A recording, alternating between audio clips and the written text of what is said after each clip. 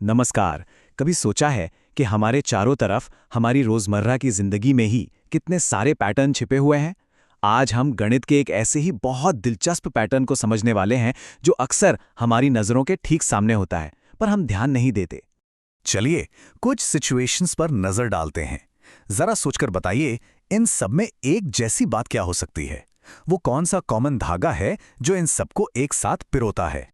तो सबसे पहली सिचुएशन, मान लीजिए रीना है जिनकी नौकरी लगी है 8,000 रुपए महीने पर, और अच्छी बात यह है कि हर साल उनकी सैलरी 500 रुपए बढ़ जाएगी। तो मतलब पहले साल 8,000, दूसरे साल 8,500, फिर 9,000, और ये सिलसिला यूं ही चलता रहेगा। अब एक दूसरा एग्जाम्पल देखते हैं। एक सीढ़ी के बारे में सोचिए। इसका जो सबसे नीचे वाला डंडा है वो 45 सेंटीमीटर का है, और जैसे जैसे हम ऊपर चढ़ते हैं हर डंडे की लंबाई 2 सेंटीमीटर कम होती जाती है। मतलब 45, फिर 43, फिर 41, हर स्टेप पर एक बराबर की कमी। और ये देखिए तीसरा उदाहरण, शकीला अपनी बेटी के पहले जन्मदिन पर उसकी गुल्लक में 100 रुपए डालती हैं। लेकिन कहानी यहीं खत्म नहीं होती। हर अगले बर्थडे पर वो पिछले साल से 50 रुपए ज्यादा डालती हैं। तो गुल्लक में पैसे कैसे जमा होंगे? पहले 100, फिर 150, फिर 200, एक लगातार बढ़ती हुई रकम। तो इन सारे उदाहरणों में एक बहुत ही खास पैटर्न है ना? आज के इस सफर में हम यही समझेंगे।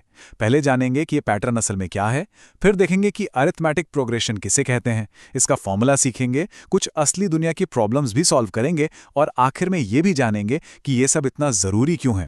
तो चलिए शुरू करते हैं हमारे पहले पड़ाव से। सैलरी हो, सीढ़ी के डंडे हों या गुल्लक, ये सब भले ही अलग अलग चीजें लगें, पर इनके पीछे का जो मैथ्स वाला लॉजिक है ना, वो एकदम एक जैसा है। तो इन सब में कॉमन क्या निकला? पहली चीज, हर एक में एक स्टार्टिंग वैल्यू है। एक शुरुआती सैलरी, पहले डंडे की लंबाई या गुल्लक में पहली बार डाले गए पैसे। दूसरी चीज, हर अगले स्टेप पर एक फिक्स्ड अमाउंट या तो जुड़ रहा है, जैसे 500 रुपए या 50 रुपए, या फिर घट रहा है, जैसे 2 सेंटीमीटर। और यही वजह है कि ये बदलाव पूरी तरह से प्रेडिक्टेबल है, मतलब हम इसका अंदाजा लगा सकते हैं। अच्छा, अब जब हमने इस पैटर्न को अच्छे से पहचान लिया है, तो चलिए अब इसे इसका ऑफिशियल नाम भी दे देते हैं। मैथ्स में हम इसे एक खास नाम से जानते हैं।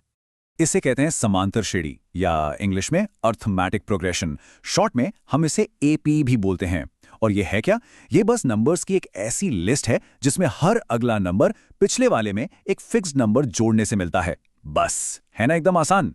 और वो जो फिक्स्ड नंबर है जिसे हम बार बार जोड़ते हैं, उसे कहते हैं सार्वअंतर या कॉमन डिफरेंस, और इसे हम डी से दिखाते हैं। और मजे की बात यह है कि ये डी पॉजिटिव भी हो सकता है, जैसा सैलरी वाले केस में था, नेगेटिव भी हो सकता है, जैसा सीढ़ी के डंडों के साथ था, और तो और जीरो भी हो सकता है।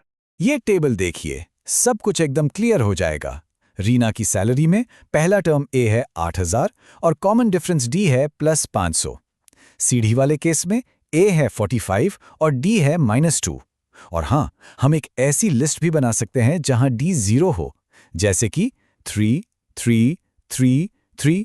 ये भी एक एपी ही है। इस बात को और अच्छे से समझने के लिए जरा इन दो लिस्ट्स को देखिए। लेफ्ट साइड में है 4, 10, 16, 22। यहां हर बार 6 जुड़ रहा है, ये एक पक्का एपी है। लेकिन राइट साइड में देखिए, 1, 1, 2, 3, 5। ये एक बहुत फेमस सीरीज है, पर यहां जो नंबर्स के बीच का अंतर है वो लगातार बदल रहा है, इसीलिए ये एक एपी नहीं है। ठीक है, तो अब हम एपी को पहचान सकते हैं, पर क्या हम इस जानकारी का इस्तेमाल भविष्य का अंदाजा लगाने के लिए कर सकते हैं? जी हां, बिल्कुल कर सकते हैं। चलिए रीना की सैलरी वाले उदाहरण पर वापस चलते हैं। अगर हमें यह पता करना हो कि 25वें साल में रीना की सैलरी कितनी होगी, तो क्या हम बैठकर 500 को 24 बार जोड़ेंगे? नहीं, ये तो बहुत ही लंबा और थका देने वाला काम होगा। इसका कोई ना कोई स्मार्ट तरीका जरूर होना चाहिए। चलिए लॉजिकली इसका फॉर्मूला बनाते हैं। दूसरे साल की सैलरी क्या है? शुरुआती सैलरी प्लस एक बार 500 रुपए की बढ़ोतरी। तीसरे साल की सैलरी, शुरुआती सैलरी प्लस 2 बार 500 की बढ़ोतरी। चौथे साल की शुरुआती सैलरी प्लस 3 बार 500 की बढ़ोतरी। कुछ पैटर्न दिखा? जिस भी साल की सैलरी निकालनी है, 500 का गुणा हमेशा उससे एक कम, यानी n-1 से हो रहा है। और बस इसी लॉजिक से हमें हमारा जादुई फॉर्मूला मिल जाता है। किसी भी एपी का कोई भी टर्म यानी n वा पद निकालने का फॉर्मूला है an बराबर है a जमा n-1 गुणा d। ये फॉर्मूला ही इस पूरे टॉपिक की जान है, समझ लीजिए। तो चलिए, अब जब हमारे पास ये जबरदस्त टूल आ गया है तो इसे एक असली दुनिया की प्रॉब्लम पर लगाकर देखते हैं। तो प्रॉब्लम ये है, एक बगीचे में फूलों की क्यारी है। पहली लाइन में गुलाब के 23 पौधे हैं, दूसरी में 21, तीसरी में 19, और ये पैटर्न तब तक चलता है जब तक आखिरी लाइन में सिर्फ 5 पौधे नहीं बच जाते। अब सवाल ये है कि उस क्यारी में टोटल कितनी लाइनें हैं। चलिए इस प्रॉब्लम को हमारे फॉर्मूले के टुकड़ों में तोड़ते हैं। हमारा पहला टर्म a है 23।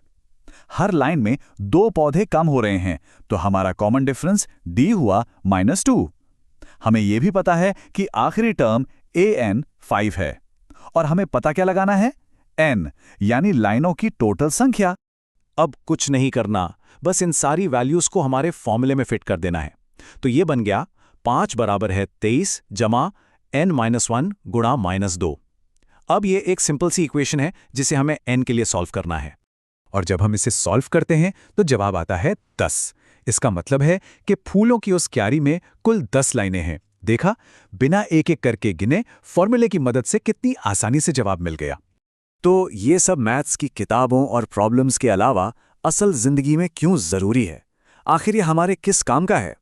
क्योंकि अरिथमेटिक प्रोग्रेशन हमें भविष्य का अंदाजा लगाने की ताकत देता है। हम इसका इस्तेमाल फाइनेंस में सिंपल इंटरेस्ट कैलकुलेट करने के लिए कर सकते हैं, या टैक्सी के किराए जैसी चीज़ों का मॉडल बनाने में कर सकते हैं, जहां एक फिक्स्ड रेट से किराया बढ़ता है। असल में ये हमें किसी भी ऐसी चीज़ को प्लान करने और समझने में मदद करता है जहां एक जैसा बदलाव हो रहा हो। और तो और, ये मैथ्स के और भी बड़े और कॉम्प्लेक्स आइडियाज़ के लिए एक बुनियाद का काम करता है। तो अब जब इस पैटर्न को पहचानना आ गया है, जरा सोचिए, अगली बार ये अरिथमेटिक प्रोग्रेशन आपको अपनी दुनिया में कहाँ छिपा हुआ मिलेगा? हो सकता है किसी बिल्डिंग की सीढ़ियों में, या किसी के सेविंग प्लान में, या फिर कहीं और। अब ये ढूंढना आपका काम है।